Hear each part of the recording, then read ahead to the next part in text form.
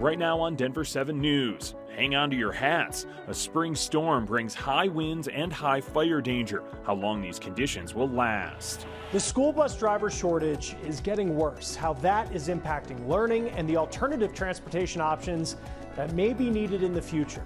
And we're getting into the debate over law enforcement using facial recognition. More places have been limiting it over privacy and fairness concerns, while others say it just needs to be better regulated.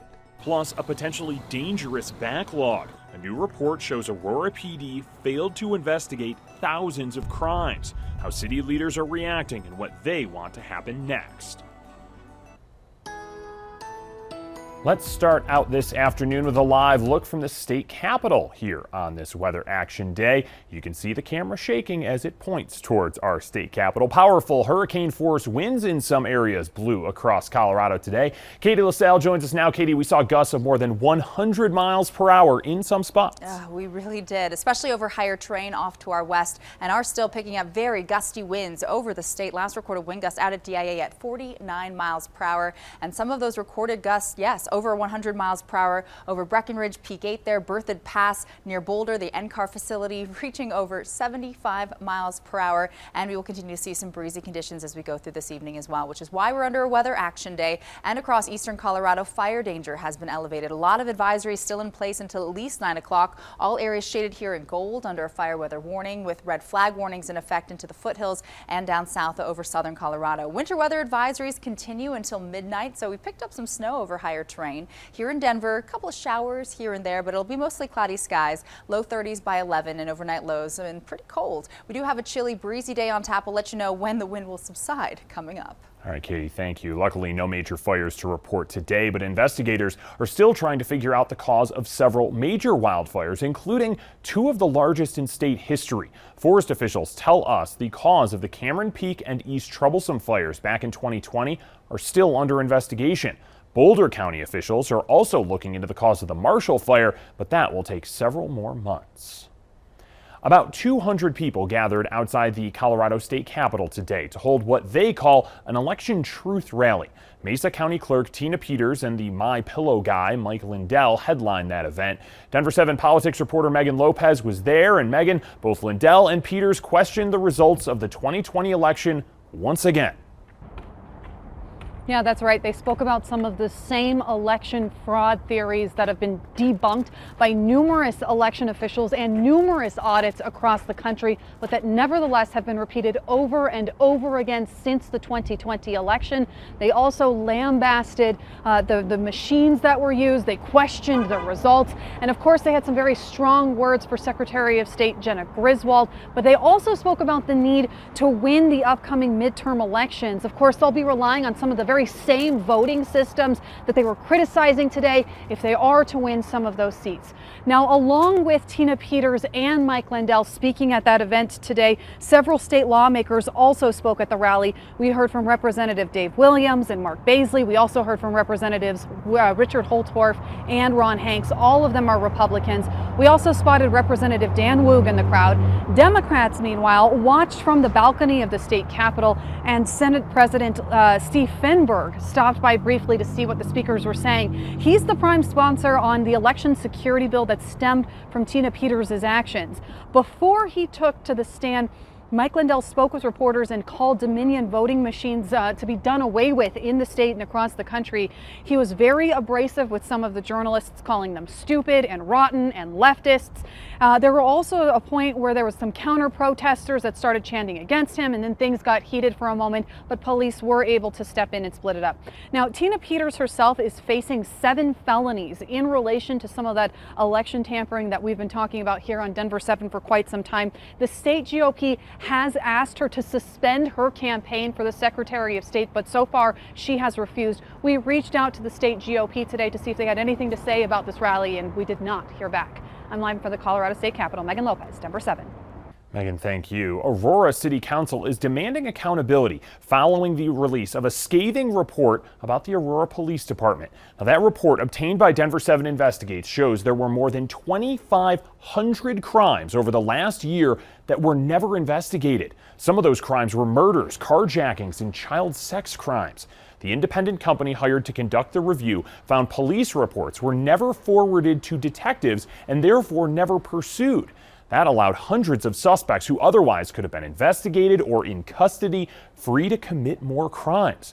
The chairman of the Public Safety Committee at Aurora City Council says this is a meltdown of leadership within the police department. Now, it's shocking, and it's quite frankly appalling to learn of such an incredible backlog where there are victims on the other end of this. This isn't just records, this is victims that we're talking about. For me, this is just another example of the systemic failure of the leadership in our police department. Now, the report says resolving Aurora's criminal case backlog should be the department's, quote, primary overarching mission. Aurora's city manager called the preliminary report alarming and patently unacceptable. Now, investigative reporter Jennifer Kovaleski will have much more from city leaders tonight on Denver 7 News at 5 and 6. Well, Americans with student loans can breathe a sigh of relief today. The Biden administration is planning to extend the pause on federal loan payments through the end of August. Balances on student loans have been effectively frozen for more than 2 years now, with no payments required. That pause is currently set to expire May 1st. An official announcement of the extension is expected tomorrow. Are you going to need another COVID-19 booster, and is the vaccine going to be an annual thing? You may be wondering that, and so are the FDA advisory team members meeting tomorrow. Right now, older adults and those at the highest risk of getting severely ill from COVID-19 are able to get a second booster shot. The committee will talk about the changing variants and how they need to be factored into future shots. The CDC is facing review. A senior leader of the Department of Health and Human Services is going to spend a month digging into the CDC's COVID-19 response. The CDC director just notified the agency the purpose is to have someone on the outside make suggestions on how the agency can improve. It has dealt with a lot of criticism for its guidelines on everything from masking to isolating. The Biden administration is trying to fix what it calls a family glitch within the Affordable Care Act. A new proposed rule would let family members on employer plans who pay more than 10% of their income for health care coverage enroll. Now, that could help as many as 200,000 people gain health care coverage and give another million less expensive premiums, according to the White House. If the rule goes through, this would take effect next January. A first-of-its-kind study is raising concerns about a certain potentially toxic group of chemicals that your pets may be exposed to. Researchers from NYU's Grossman School of Medicine looked at what are called aromatic amines. Now, the chemicals in dyes used in cosmetics, textiles, and plastics that we have in our homes. The researchers found 8 types of the chemicals in stool samples they collected from dozens of dogs and cats. They found that traces of the chemicals were in more than 38% of urine samples taken from a separate group of pets. The chemicals are also found in a common flea control medication called Amitraz. There are no regulations. It's because of the fact that it's not known that, the insecticides like Amitraz can break down in the body of pets to produce a cancer-causing chemical. It was not known. So studies like this shed light. Vets say the benefits of the flea medication protecting pets against the harmful diseases that fleas can carry outweigh the risks. There are some natural flea and tick products that can be used, both topicals and orals. They may not be quite as effective as some of the prescribed medications, but there are indeed some that are out there. There are some that are out there that actually could be more harmful as well. So again, owner education is always going to be key to make sure that they speak with the veterinarian first. He says another option could be limiting flea products during colder times of the year. As far as other household products that your pets may be exposed to with the chemicals in them, choosing more natural products with a lower concentration of dyes is an option. These chemicals have been linked to cancer, but we just don't know how great the risk is.